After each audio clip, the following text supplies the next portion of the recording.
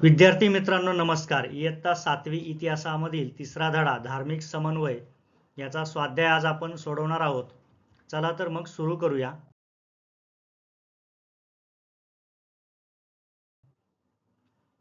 पहिला प्रश्न आहे परस्पर संबंध शोधून लिहा.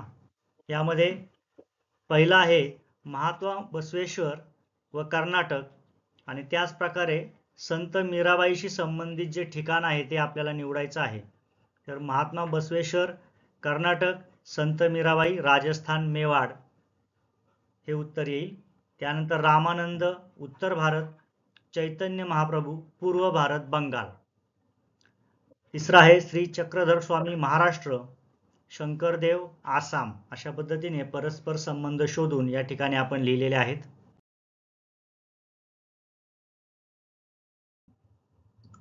पुढे खालील तक्ता पूर्ण करा. भक्ती चळवळ आणि त्याचे प्रसारक व ग्रंथ या ठिकाणी आपल्याला लिहायचे आहेत.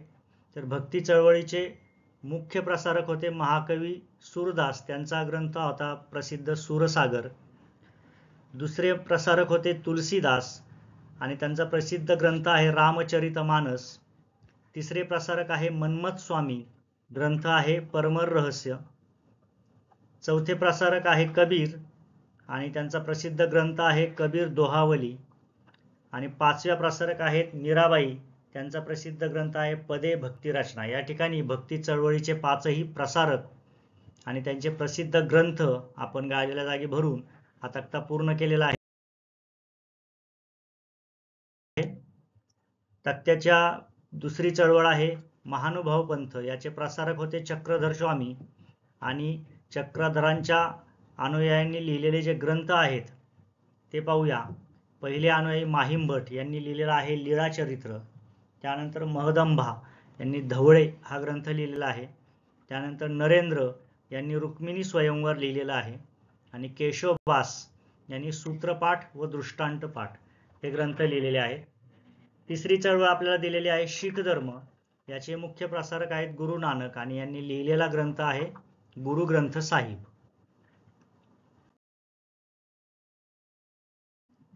पुढे प्रश्न तिसरा आहे लिहिते व्हा. यातील पहिला उपप्रश्न आहे संत कबीर हे भक्ती चळवळीतील विख्यात संत म्हणून उदयास आले. उत्तर पाहूया. पहिला मुद्दा, भक्ती चळवळीतील संत कबीर यांनी जाती, पंथ, धर्म यावरून माणसामाणसात भेदभाव केला नाही. दुसरा मुद्दा, सर्व माणसे समान आहेत असा त्यांनी उपदेश केला. याशिवाय तिसरा मुद्दा, तीर्थक्षेत्रे, व्रते, मूर्तीपूजा यांना महत्त्व न देता त्यांनी सत्यालाच ईश्वर मानले. आणि चौथा मुद्दा आहे हिंदू व मुस्लिम या धर्मातील कट्टर लोकांवर कठोर टीका करून त्यांच्यात ऐक्य साधण्याचा त्यांनी प्रयत्न केला. त्यांच्या या कार्यामुळे ते एक विख्यात संत म्हणून उदयास आले.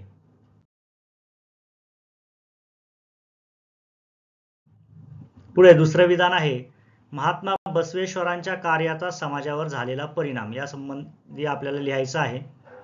यातील पहिला मुद्दा आहे संत बसवेश्वरांनी जातीभेदाला विरोध करून श्रमप्रतिष्ठेला महत्त्व दिले.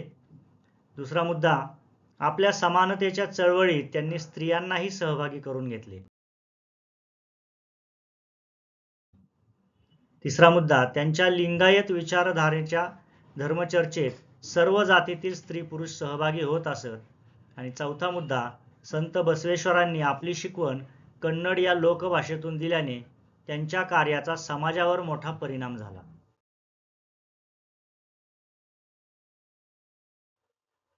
यानंतर प्रश्न चौथा आहे खालील चौकटीत लपलेली संतांची नावे शोधा.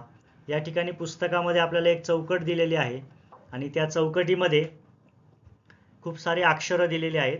यातून आपण संतांची नावं शोधून इथे लिहिलेली आहेत. त्यातील पहिला आहे गुरु गोविंद सिंग, दुसरा आहे सूरदास, तिसरं मीराबाई, 4 गुरु नानक, 5 रामानंद, 6 पंप, 7 पुरंदरदास, त्यानंतर कबीर, रोहिदास, सेना, गोरा आणि शेवटी मन्मथ स्वामी. या सर्व संतांची नावं दिलेल्या चौकटीमध्ये इथे लपलेली आहेत. ते आपण शोधून या ठिकाणी यादीत लिहिलेली आहेत. इथे आपला स्वाध्याय पूर्ण होत आहे. अशाच आणखी प्रश्नांचा सराव करा. धन्यवाद.